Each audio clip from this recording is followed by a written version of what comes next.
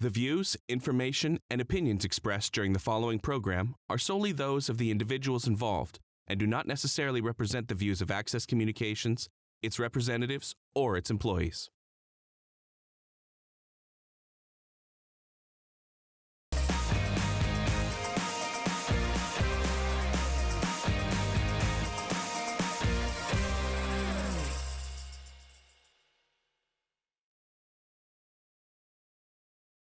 Is recommended for the following 2023 dam repairs be awarded as follows. So Extreme Access Inc. would be awarded Part 1 of the work scope for $117,405. KGS Group would be awarded Parts 2, 3, 5, and 7 for $120,011. And MPA Engineering would be awarded Part 4 and Part 6 for $38,164. And that does include a total award amount of $275,580, including taxes, which does come within our budgeted amount. Do you have a motion, please? Your Worship, I would move that the bids for Albert Douglas Dam maintenance and repairs as identified in the DSR performed by KGS Group as follows, for a total cost of $275,580 be accepted. Part 1, Extreme Access Incorporated, $117,405. Part 2, 3, 5, and 7, KGS Group, $120,022. Part 4 and Part 6, MPE Engineering, $38,164. Do I have a second? Your Worship, I'll second that. Discussion? Yes. Yeah. Thanks, Your Worship. Jen, I appreciate the work on this, and I don't know a darn thing about these, the level of the repairs. I am appreciative of the work that your team has put into parceling these units out the way that you have. Do you expect this work will happen this year? Yes. Yeah, okay. Thank you, that's good. And will the public experience any kind of interruption? Would anything happen? Will we even know this is happening out there? No. No. Okay. No. I mean, if you were out in that area, you might see more activity, but I mean, not many people are at the dam anyway. Won't change things at the water treatment plant temporarily or anything like that? No, you are going to see no effects from this. Great, thank you. And great budgeting, by the way. Well, thank you. So, and that's with this dam repair that I know there's a sign out there when it was constructed, but a lot of the population do not really realize when this dam was built and how it got built by the PFRA and everything. So it was quite intricate to Weyburn's survival as for waterways, which is really important. Call to question. All in favor? Carried unanimously. The library board appointments, Laura. Thank you, Your Worship. Just a little background. To stay in accordance with the Saskatchewan Public Libraries Act, we needed to put out a call to add a few members so that we had the minimum number of board members according to the Act. So we received 4 applications, and I am quite happy to make the motion that the following individuals be appointed to the Weyburn Public Library Board for the remainder of 2023. Susan Atkinson, George Barker, Brianna E. Egan, and Jessica Jack. Your Worship, I'll second that motion. Call the question, discussion. Go ahead. Thank you, Your Worship. All of our committees citywide are always looking for extra board members and volunteers. You can find the application process on the City of Weyburn, and that will be for any of the volunteer committees. Call the question. All in favor? Carried unanimously. Moving forward, and when you talk about committees, there's a Hospital Foundation meeting tomorrow night at the Credit Union Center, right, at 7 o'clock. So there's another committee to look at also. Introduction of bylaws. City Manager Warren, if you would, please. Yeah, thanks, Your Worship. So I'll actually speak to 8A and 10A in my report here, and I'll let Council then go from there if I want to discuss that. I'm going to be talking about the municipal emergency plan. So a little background, in Saskatchewan, municipalities must establish emergency plans through the Emergency Planning Act of 1989. The plan gives council the responsibility for the direction and control of a municipal emergency response in order to take the action to implement the plan and protect the property, health, safety, and welfare of the public. So within the legislation, it requires that municipalities do the following: establish a local emergency organization, appoint a local emergency measure coordinator, establish emergency planning committee, and prepare emergency plan. So through discussion, Weyburn City Council has identified the review and update of the municipality's emergency management plans as a priority. This includes the emergency measures bylaw. So we currently have one, bylaw 93, 1852, and the city emergency plan, which was developed in 1995 and last revised in 2011. So city administration works collaboratively with Saskatchewan Public Safety Agency through the province of Saskatchewan to ensure the emergency measures bylaw and the emergency plan meets all legislative requirements. The emergency bylaw, measures bylaw, establishes the Weyburn Emergency Measures Organization and the Planning Committee, and the need to appoint a coordinator, emergency measures coordinator. The bylaw also clearly defines the roles of council, the committee, and the coordinator. The emergency plan provides a framework that defines the response and recovery measures that will be taken to enhance the health and safety of residents of the city of Weyburn during an emergency. Strategic objectives of the emergency management plan are listed in priority. So first is to provide for safety and well-being of all responders, save lives and reduce suffering, protect public health, protect government infrastructure, protect property, protect the environment, maintain public confidence, reduce economic and social losses, and enable rapid and comprehensive recovery. So a big thing within everything that SPSA requires is training. So incident command system training is an important aspect for all emergency plans and for them to be implemented properly. City administration has began to work with SPSA to provide ICS 100, 200, 300, and 402 to all employees and members of council as per the City Weyburn ISC training matrix.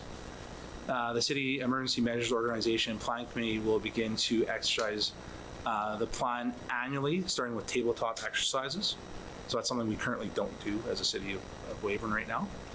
And the SPSA's Emergency Management Exercise Design Program is being established and will help us to facilitate tabletop exercises, functional exercises, and full-scale exercises over the next 3 years. So this is a new program that the province is working on right now that we've just started to implement and work with them on that.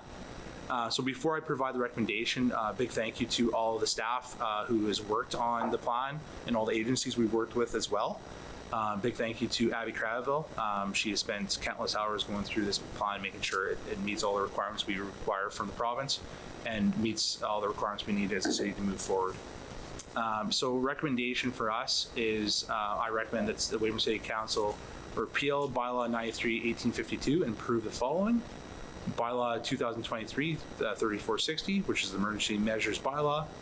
Appointment of the safety coordinator, so that's Abby Craville, as the City of Weyburn's emergency measures coordinator, and then approval of the municipal emergency plan as presented.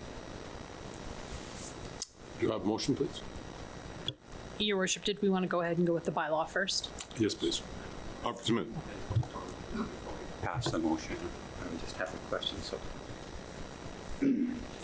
is this pretty much the same as the previous plan? Like, to be honest, I haven't had time to read through it at all, and I don't understand it. And I'm leaning to tabling it till the next meeting, but I'm not real comfortable with approving something I haven't had a chance to review totally. Yeah. So the current plan that we've actually developed is a framework that the province has for all emergency plans. It actually lays out the roles and responsibilities of everyone who's involved with the emergency plan. It also has contacts for anything that we have to have for any emergency that way. So it doesn't really change from what we're currently doing for emergency plan. It just actually provides better layout of the roles and responsibilities of the people who are part of the plan. So what we did prior to having this actually brought to council is actually we had our whole team do ICS 200, and we did that for a reason, right? We wanted to make sure that before we brought this, we as a team understood what this plan is. We also made sure before bringing this that we had council attend the 402 training, and we did that as well just to make sure that as we bring this forward and as we start to implement this, it flows what the province is doing. It makes sure that we follow what they want to show that, and that we actually put the training and moving forward with the tabletop exercises is what we do. The plan will not go through and say how we're going to deal with flooding or how we're going to deal with a winter storm, right? That's how we have different operational plans for that. This more talks about the roles and responsibilities of everyone who's within that group. So the emergency measures during an event. So the majority of this plan's already been vetted through the province and passed on down to municipalities. So the province has reviewed our plan. So we made sure that we actually sent it to SPSA. So a gentleman who actually provided our training, it actually was really helpful with us to actually review our plan and go through that. We also brought in other organizations who will be helping us through emergencies, including health, in training throughout some of that as well. Thank you very much. And we could, I was going to say, we could not, if you want to, just pass the first motion tonight and then do the second and third reading next meeting. Yeah, I wasn't sure. Yeah, if there is 3 motions, then maybe that's. Thanks, Bishop. Just to build on Councilor Van Betsch's commentary and the city manager's commentary, in the part of what this planning does, the change to this, is to adopt that common language. In the ICS training, they talk a lot about North America, parts of Europe that all subscribe to that sort of hierarchy, I guess, if that's the word I could use to characterize that plan, so that if something was out of our area of expertise and we had to bring in external experts, I suppose, they would understand our language. It's a very common language, that ICS incident command system. So I think it is good. I've been through it, obviously don't have the depth that I probably should have, but it is a well-written document. And the gentleman who did the ICS training with us also talked at great length about the importance of having this and having it built, the plan built in that language. I didn't talk about the bylaw itself, but the plan, very much like it is laid out here, if that's helpful. Yeah, no, thank you very much. Yeah. I'll have to confess that I missed the training, so that's my fault that I didn't. I probably would have been more up to date on it. Sorry, so thank you. The other problem, Mal, Mr. Van Betcher, is that English is a language that is always evolving, as opposed to Greek, which is static all there. And that's the problem, that we have an evolving English all the time, and terminology always changes. So a little bit of tidbit on that, but that's why we have to bring up language and change things. English is a terrible language for that. Do you have a motion, please, for accept the bylaw? Your Worship, I'll make the motion that bylaw 2023-3460, the emergency measures bylaw for the city of Weyburn, be read a first time. Second. Your Worship, I'll second that motion. Further discussion? Call the question. All in favor? Carried unanimously. Can we place this one, the second and third reading, to next council meeting? Sure can. That's council's discretion. If we, would you like that, Mr. Mandich? Do you have to make a motion to place it aside? No, just a clarification is that, you can't pass the bylaw because you have to pass the bylaw and then the plan, right? So you have to have those done first. So what we'll do is like I said, just did the first reading, and I'll just bring back the report back to the next meeting. Can we appoint the safety coordinator? No? No, because you don't have full approval of the plan, Okay. so you don't have that. Okay, so we'll bring it back for the July meeting for that.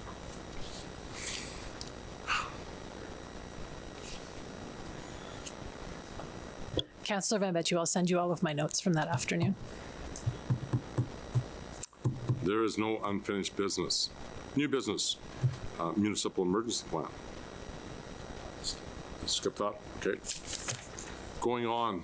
Actually, I wonder if we should make a motion to push that to the next meeting, because it's already on the accepted agenda. So Right. if you would move this item to the July 17th meeting as well, that might be a way to do Your that. Worship, I'll make a motion that we table the City of Weyburn Municipal Emergency Plan to the July meeting. I'll second that, Your Worship. All in favor? Carried unanimously. Next, home-based business day home, Tom Hart Drive. Thank you, Your Fletcher. Worship. So an application has been received from Janine Hoffman to operate a home daycare out of their residence at 488 Tom Hart Drive. It's located in the R1 zone, and they're proposing to operate the business Monday to Friday, 7 a.m. to 6 p.m. It would be considered a controversial use as the business involves clients being directed to the home. They anticipate minimal traffic increase with 2 to 5 families attending the home for drop-off and pickup daily, and parking is available in the driveway. The zoning bylaw requires that controversial home-based businesses, which involve clients attending the home, go through the neighborhood notice process and receive council approval. Notices were mailed on June 1st to all neighbors within 50 meters of the applicant's home. Residents receiving the notice were given the opportunity to comment on the application. One response was received relating to safety and traffic, and that's been attached to the report. So home-based businesses are permitted use, meaning that landowners have the right to undertake the use in accordance with the bylaw unless provisions are specifically contravened.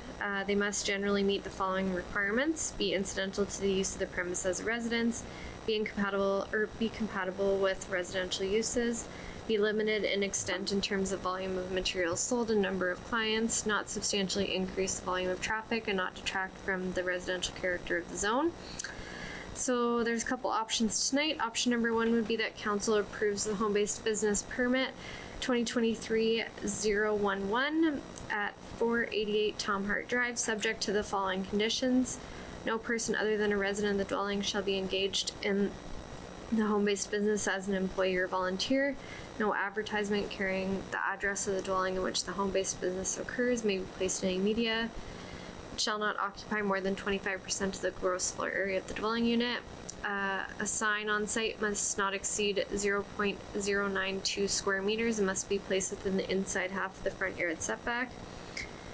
The permit is only valid for the above address and not transferable to another address. Reapplication will be required if the business moves. The number of children cared for in the residence at what time shall be limited to the regulations of the Child Care Act and approved licenses under said act for the business. Provincial regulations and licensing requirements must be followed. Home-based businesses are subject to periodic review to ensure compliance. Their driveways shall be used for off-street parking of clients, and they require a city of Weyburn business license prior to operation. Option number 2 would be refusal of the home-based business permit, and the reasons for refusal would have to be provided tonight. Staff have reviewed the application and are recommending option number 1 to approve the application with the conditions identified above. Do you have a motion, please? Yes, Your Worship, I'd like to make a motion that the home-based permit 2023.011 to allow for a home care business at 488 Tom Hart Drive, Lot 25, Block 4, Plan 77R39244 be approved, subject to the conditions presented. Your Worship, I will second that motion. Discussion? Thanks, Your Worship. Hey, Janine.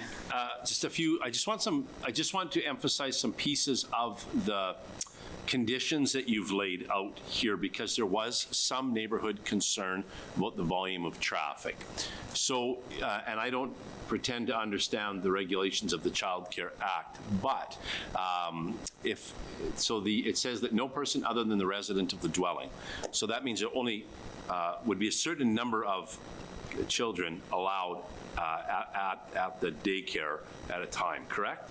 Correct. Yeah, the Child Care Act has a couple different versions of licenses that they approve.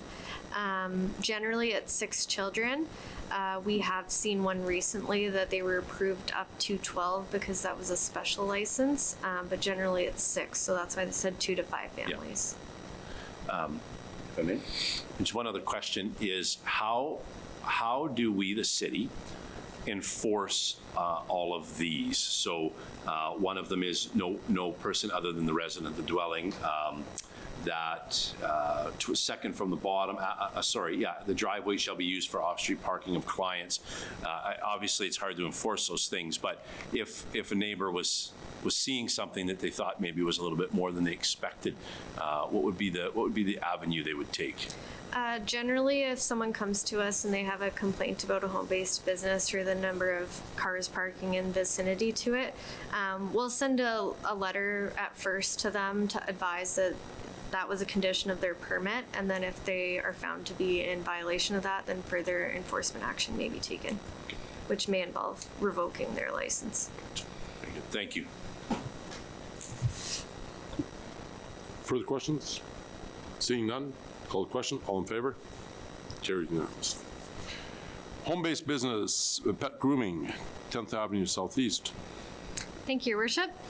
So an application has been received from Diana Patey to operate a pet grooming business out of their residence at 357 10th Avenue Southeast. It's located in the R4 zone. Business will operate Monday to Friday, 9 a.m. to 6 p.m. Once again, this is a controversial use. It involves clients being directed to the home. The applicant anticipates minimal traffic increase with 8 to 10 customers attending the home per week, and parking is available on a driveway. Notices were sent out on June 1st to all neighbors within 50 meters of the applicant's home. Residents receiving the notice were given the opportunity to comment. One informal inquiry was received about the business, however, no formal concerns or objections were received. The home-based business are permitted uses. They have the right to undertake them in accordance with the bylaw unless provisions of the bylaw are specifically contravened. And I won't read all of those again. So a couple options tonight. Option number 1 would be that council approves the home-based business permit 2023-013 at 357 10th Avenue Southeast, subject to the following conditions. And I also won't read those all again. And then option number 2 would be refusal of the home-based business permit 2023-013 at 357 10th Avenue Southeast. And the reasons for refusal would have to be provided tonight. So staff recommendation, we've reviewed the application and are of the opinion that the home-based business application meets the requirements of the zoning bylaw, and therefore recommending option number 1 to council. Your Worship, I move that home-based permit 2023-013 allow for a pet grooming business at 357 10th Avenue Southeast, Lot 20, Block 21, Plan M86R50298 be approved subject to the conditions as presented. I'll second that, Your Worship. Discussion? Call the question. All in favor? Carried unanimously. Land sale, 1451 First Avenue Northwest. Thanks again, Your Worship. So the city has received an offer to purchase from Brett Anderson, who currently owns 1451 First Avenue Northwest for a portion of the land located to the north. It's legally described as Parcel A, Plan 101435688, Extension 2. The portion of land measures approximately 22 meters by 34 meters for a total of 0.17 acres. The offer to purchase is for $2,040 plus GST, which is the market price charged by the city of $12,000 per acre for bare land, which means no services or utilities. The applicant is proposing to subdivide the existing commercial shop on the west side of 1451 First Ave from the caretaker's unit on the east side, and the additional land they are wanting to purchase from the city would become part of the caretaker's unit property to allow for a new commercial shop to be built behind the house. Property is zoned highway commercial, so a commercial use is required to exist on the property to ensure compliance with the zoning bylaw, and would be a condition if the sale and subdivision are approved. Parcel A is currently zoned and designated for parks and open space, which means public notices are required prior to the sale, as it was designated for park purposes in the official community plan. Public notices were advertised in the newspaper, at City Hall, on the city website, and sent out to all registered owners within 75 meters of the property. Council approval is required for a sale of this nature, as it has not been advertised for sale previously and is designated as parks and open space. So I've included a map of the property and the draft of the subdivision. The offer to purchase is for a portion of parcel A. The land is located to the north of the applicant's property and is currently undeveloped with no services or street access. The city has previously sold land to the owners of 1409 First Ave, which is a few properties east of 1451, several years ago, and they consolidated it with their land. So the property is currently zoned highway commercial. And the proposal is for the applicant to subdivide their existing lot to allow for the existing commercial building to be a separate property. Given the location of the caretaker's unit, the development of a new commercial building to the rear of the building would be difficult, and they don't want to build a shop in front of the dwelling. So they're requesting to purchase additional land to the rear to enable development of a new shop building. They would like to start construction on the shop building within one year of purchasing the lot. The request was circulated to applicable city departments to ensure there were no new utilities or future plans for the area that would be impacted by the sale. No concerns were raised. There is a portion of the property to the northeast that is located within the flood fringe, which would require that development be flood-proofed to a half meter above the 1 in 500-year flood elevation, and the applicant is aware of that constraint. The sale will be contingent upon the following conditions. The land must be subdivided and consolidated with the applicant's lot. All surveying and subdivision costs shall be the responsibility of the purchaser. Should the subdivision not be approved, the sale agreement shall become null and void. The portion of parcel A purchased is currently designated for parks and open space. An official community plan amendment and zoning bylaw amendment will be required to rezone the property to highway commercial to be consistent with the existing parcel. All costs associated with the amendments and advertising shall be borne by the purchaser. Should the bylaw amendments not be approved, the sale agreement shall become null and void. The development of a commercial building compliant with the applicable zoning is required within 2 years of the closing date. The land is sold as is, where is, meaning any improvements or upgrades to roads, services, utilities, and other infrastructure is at the cost of the purchaser. And the city's standard sale agreement conditions regarding deposits, closing dates, etc. will be applicable. Offsite development levies will be applicable separate from the purchase price, which will be charged at the development permit stage. So council's options would be to approve the sale for the purchase price of $2,040 plus GST with the conditions listed, and that the city clerk be authorized to sign said sale agreement. Option number 2 would be to deny the sale of the portion of parcel A and direct administration to advise the applicant of the denial, or reasons for refusal would have to be provided. Staff recommendation would be that should City Council approve the sale as indicated in option 1, it shall be subject to the conditions listed. Do you have a motion, please? Your Worship, I would move that council approve the sale of a portion of parcel A plan 101435688 extension 2 to Brett Anderson for the purchase price offered of $2,040 plus applicable GST with the conditions as follows, and that he, city clerk, be authorized to sign said sale agreement. The land must be subdivided and consolidated with the applicant's lot. All surveying and subdivision costs shall be the responsibility of the purchaser. Should the subdivision not be approved, the sale agreement shall become null and void. The portion of parcel A purchased is currently designated for parks and open space. An official community plan amendment and zoning bylaw amendment shall be required to rezone the property to highway commercial to be consistent with the existing parcel. All costs associated with the amendments and advertising shall be borne by the purchaser. Should the bylaw amendments not be approved, the sale agreement shall become null and void. The development of a commercial building compliant with the applicable zoning is required within 2 years of the closing date of the agreement. The land is sold as is, where is, meaning any improvements, upgrades to road services, utilities, and other infrastructure is to be at the cost of the purchaser. The city's standard sale agreement conditions, i.e. deposits, closing, etc., and the off-site development levies will be applicable, separate from the purchase price, which will be charged at the development permit stage. Do you have a second? Your Worship, I can second that. Discussion? What? Oh, go ahead. Do you need, so this will become one property, correct? Yes, they'll be subdividing off a portion of their property and then they'll be consolidating the new parcel with their existing, yeah. Which is why they don't have to have a separate access for it. Yes. Yeah. Richard? Thanks, Your Worship. Yeah, similar questions. I just want to make sure we're all on the same page. So, first off, this, I think the answer I know. This does not have to go to the District Planning Commission. No, we generally don't send land sales there. Right. The bylaw amendments would, though. It is within that Right. 500 meters.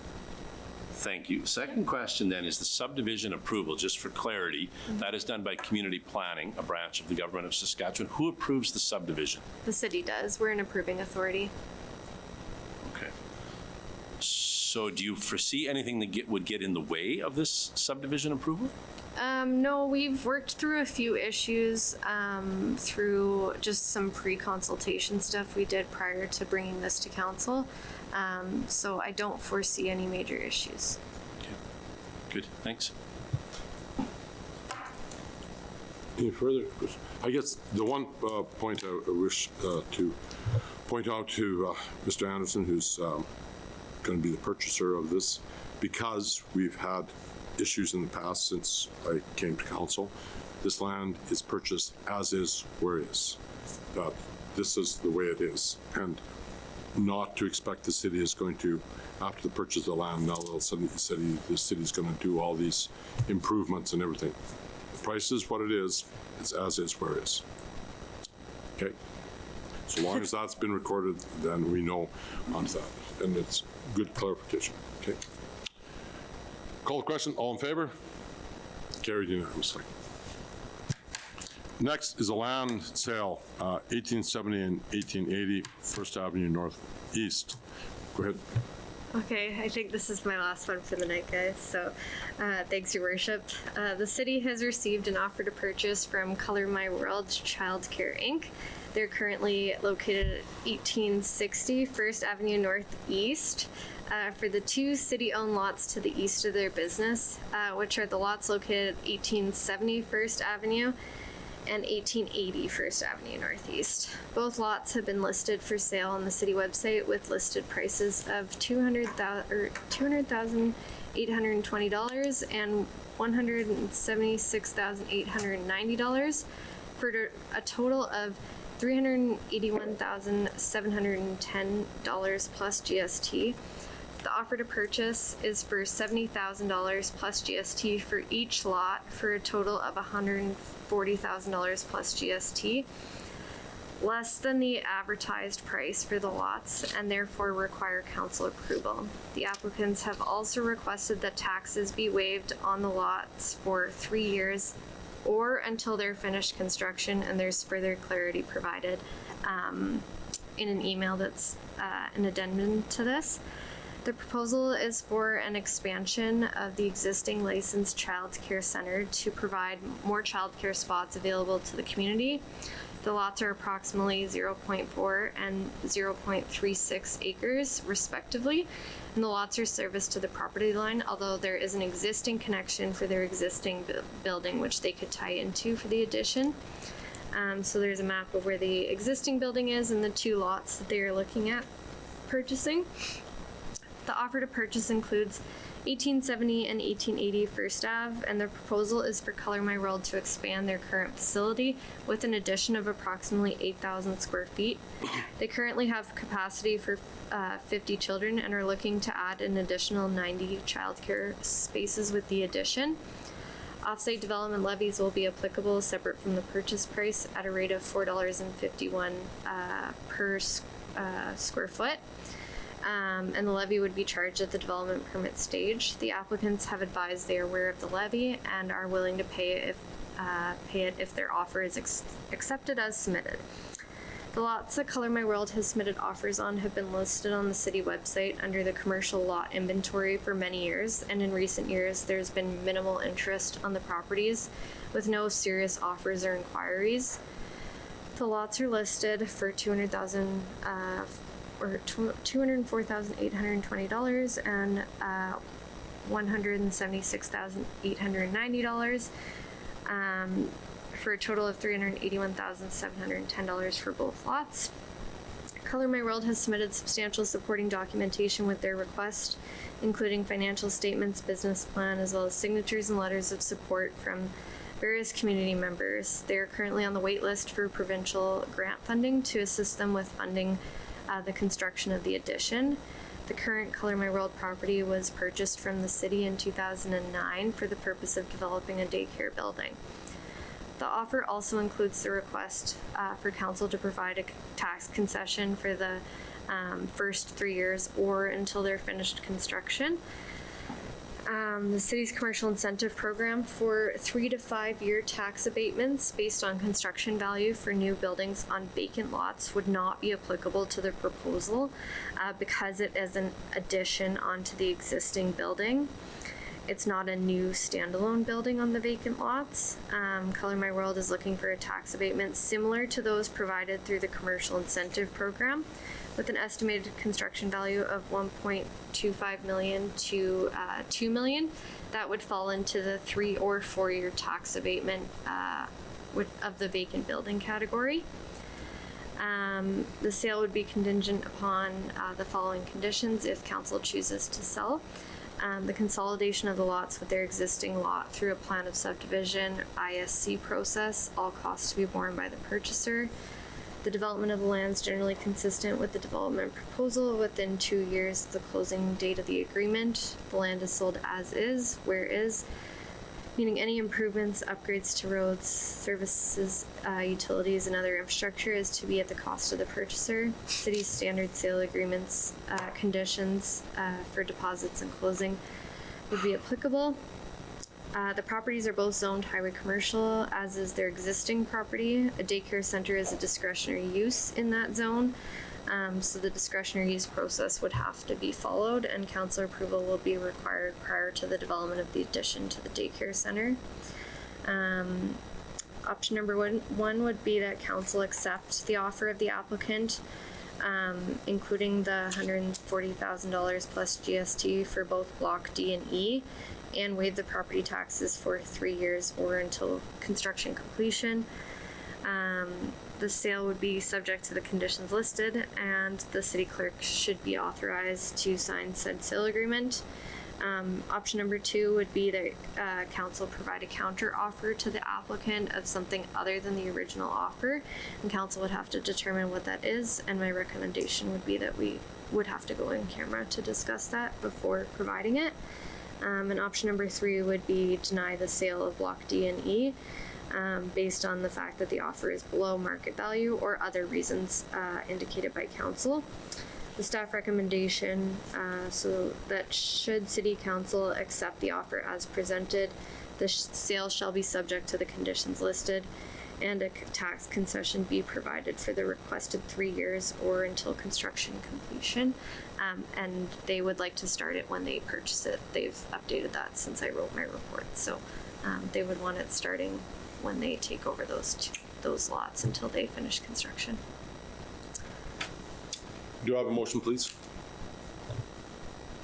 Oh yes, we were gonna. So I guess there has to be just a motion. Nobody received a motion.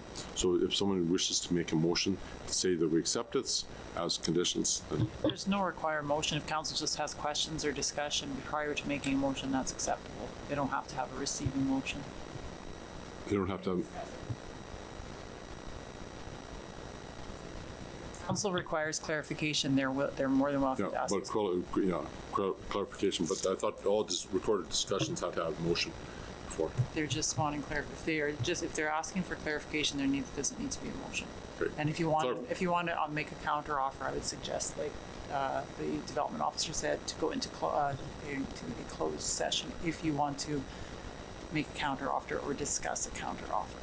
Okay, I would suggest, I guess, first off, I'll do it in 2 parts. Number one, is there any further questions of Ms. Fletcher?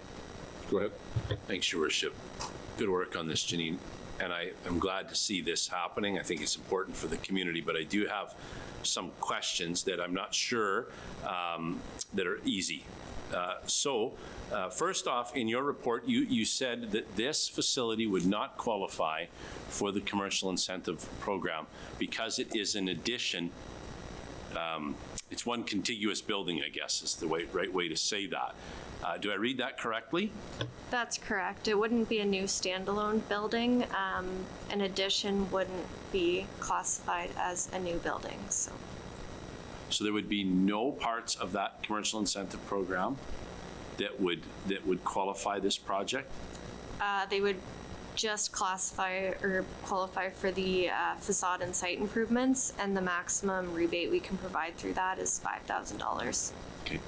So just for further clarification to that, and not fair to put you guys on the spot, in the business plan that you submitted, and thank you for that, super clear, 2 channels coming out of this, should it happen, 2 separate locations is how it's listed in your business plan. Not my business to question your business plan. I'm just trying to get a handle on if it's one building, but yet 2 locations. So is it just like an internal sort of separation that would happen? Oh, sorry. I was so interested in your answer, I forgot what we're supposed to do. Thank you. Childcare regulations require that one location can only have 90 licensed spaces within their building, so you have to have 2 locations. So it would be location 1 and location 2, but we would be one continuous building. Okay, that's clear. Thank you. Yeah.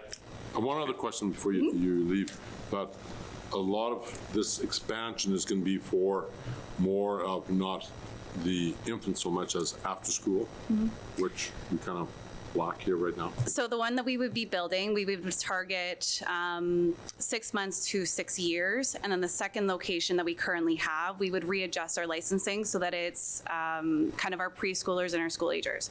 So our revenue would come from, in the older location, from those before and after school. But then while they're in school, we would also have childcare, casual childcare for preschoolers. So we'd be able to fill those spaces that are vacant. Mr. Van Betju? Yes. So would it be more of a link combined, connecting the 2 buildings, or? So on the east side of our building, there is a door. That's one of our emergency exits. We would essentially extend that hallway and then fill that space with staff rooms, furnace rooms, kitchens, that kind of stuff. And then it would be one access to both buildings, but the children wouldn't be playing within that space. It would be divided. Thank you very much. It is pretty exciting. Thank you. Okay, in terms of the application of the commercial incentive program here, I'm going to speak frankly, if that's all right, Your Worship. Yes. I went back and forth on whether or not I was okay with that. And if I can ask anybody who was on the committee who developed that in the first place, the reason that we had stated that a addition was not available for the commercial incentive program is that it created a loophole whereupon you could always be building on and never have to pay any taxes, which is obviously not the intention of the program. So what I'm coming down to, after having thought about this most of the afternoon, if I'm being honest, is that this isn't really that. This is more than double in the size of your, as I understand? Yes. So, I mean, if we were to say, no, it doesn't apply, and say we can't have the tax credit here, effectively you could move it 3 feet over, take out a new business license, open up under a different name, but be the same organization, and check off that box without actually changing anything other than some procedural things. So while I'm sensitive to the idea that there are other similar situations where we've said, no, I think this is unique enough that, having given it a lot of thought, the commercial incentive program may not apply to the letter, but when we wrote this up, we intentionally left it open so that it didn't preclude anyone from getting this over and above that. So my recommendation to council here is that, having given this a lot of thought, I think this does meet the spirit of the commercial incentive program, if not quite to the letter. With Mr. Van Betju? Go ahead.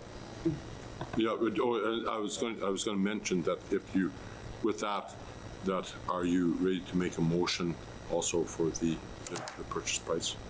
Is anybody ready? Go ahead. Go ahead. Thanks, Your Worship. Sorry. This will be more for Janine, I think, but maybe you should introduce yourself. Sorry about that. Sorry. I'm Brittany, the director at Color My World, and then with me I have some of my board representatives. Awesome. Okay, thanks. Thanks, Brittany. The request for the tax concession is a little nebulous to me. So I apologize, and maybe I didn't understand it well enough, but it sort of is a little bit like, 3 years, unless we're not maybe done, then 5, but what if we're done in 1? I hardly doubt. I get would be ideal, but maybe not going to happen. So I wonder if we would be well served to tighten up the language on that quite a lot before we go too far down the road. I also want to really applaud Councillor Janke's thought process on that commercial incentive program. I think that also deserves deeper discussion. Might serve you folks better that way, I think. If council wishes, we can narrow down that tax concession for sure. I think their thought process, and I went back and forth with Brittany on it quite a bit, I think, was that they wanted a minimum of 3 years, and then if it takes 5 years to construct, then they would want it for that whole 5 years, right? So that would be council's prerogative, though, to. So how would we, just so that we don't have to come back, because we are going to be, it's going to be a delayed kind of thing on all that I guess we could just make the amendment as to how to, put it in there, subject to tightening up of the tax incentive a number of years, or what? Council can include it in their motion if they wish. You can make a motion however you want to have the terms. Mr. Does not the permit require them to be done within 2 years? Or just to start development within 2 years? Development permits would require that construction has been started and a building permit's been issued and all of that within the 2 years timeframe, yeah. But also, too, is just so long as we don't get into the Fort McMurray thing where it's continuous, never-ending building, okay? And we don't want that. And the construction is never-ending. That there is an end to this on there. I would just prefer just a 3-year tax concession if you're going to do it. Just for the really sake of clarification. Go ahead. Yeah, I'm fully supportive of the construction of additional spaces within the community. It's so important. We're lacking in the entire provinces. So this is a great incentive to do so.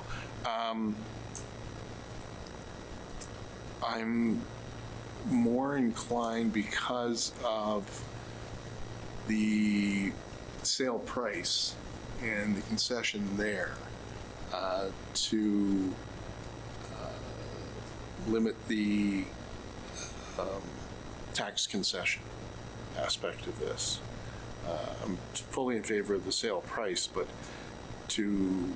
as far as the tax concession aspect, I'm more inclined to have that written more in stone as 3 years from the beginning as opposed to expanding that any way possible, just because of the considerable savings to the organization on the sale price. Your Worship, I wonder if we want to, I hate this, but I wonder if we want to send this back to administration to tighten up that language a little bit around the concession, and also to run this through the lens of the commercial incentive program and what that might look like if we made an exception to allow it to qualify. Respectfully, Councillor, we have gone back and forth about the tax concession, and I think at this point you would have to have that discussion directly with the applicant. So if you want to go on camera either tonight or push it to the next meeting, I think that's a discussion that needs to be had with them, because they've provided the request from the board, and they've said that they want it to be 3 years or until construction is complete. So and I have to pass that along as administration, right? Yeah, no, fair enough. No. And what about running it through as the commercial incentive program versus an abatement like that? What would that look like? Do you know? Well, I believe as administration, I would have deemed that it wasn't eligible. And again, I went back and forth with them on whether they wanted a new building or not, and they've landed on the addition option.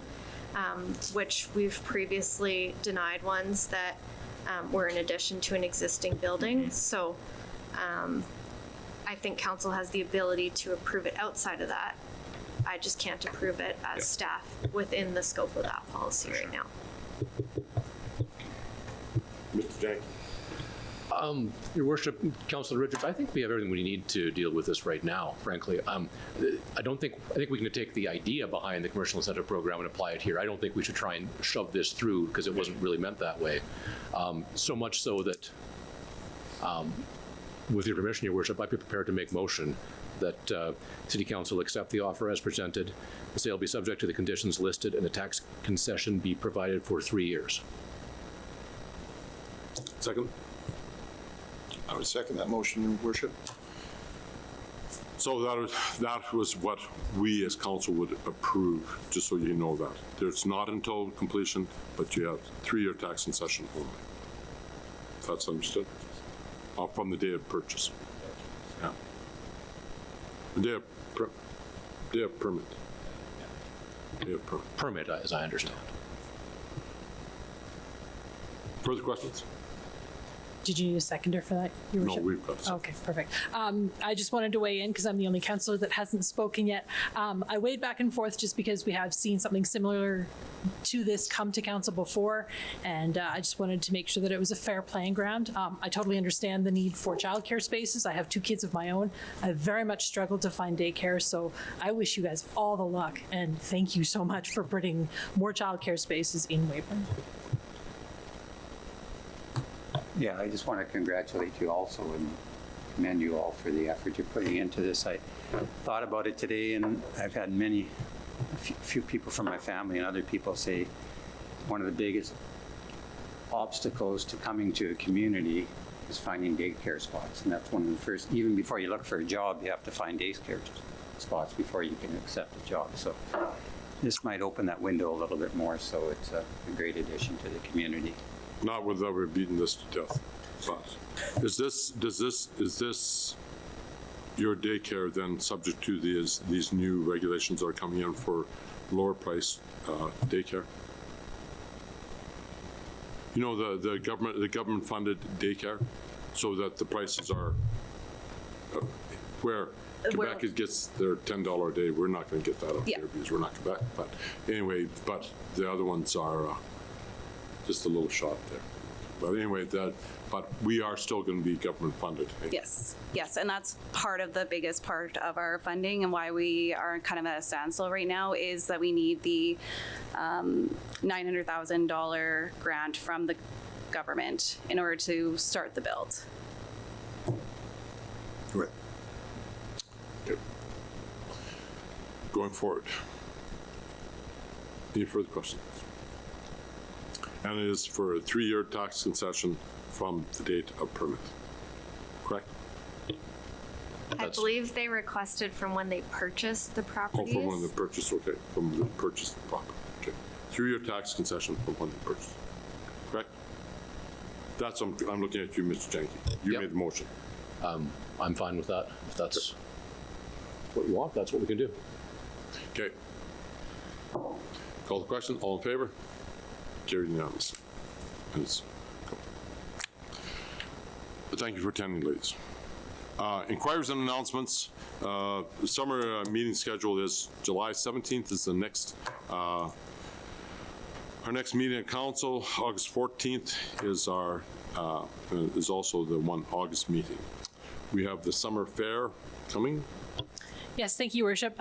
2 highlights, because I'm on the tourism committee, I just wanted to help highlight the City of Weyburn July 1st celebrations. It's going to start at the Leisure Center at 10 o'clock in the morning, so I encourage everybody to come on out and check out what the city has to offer. And when you're done there, the annual fair begins with the 4-H shows running from July 2nd to the 5th, the Chamber of Commerce Parade on July the 6th, and the fair runs from the 6th to the 8th at the Agricultural Society grounds and Exhibition Hall. And any further announcements? School is done shortly, and so this is, the pool is open, outdoor pool is open. After all this rain, the outdoor pool is open. For me? It'll be full. Yeah, it'll be full, yes. And because we got to get rain. And we have, so that is I hope everybody enjoys their summer, and we'll be back for, let's say, July 17th and August 14th, and then we'll be starting to our September sessions as normal. So with that, there's no notice of motions, and I call this meeting adjourned. If you'd like to share your feedback on the program you just watched, contact us today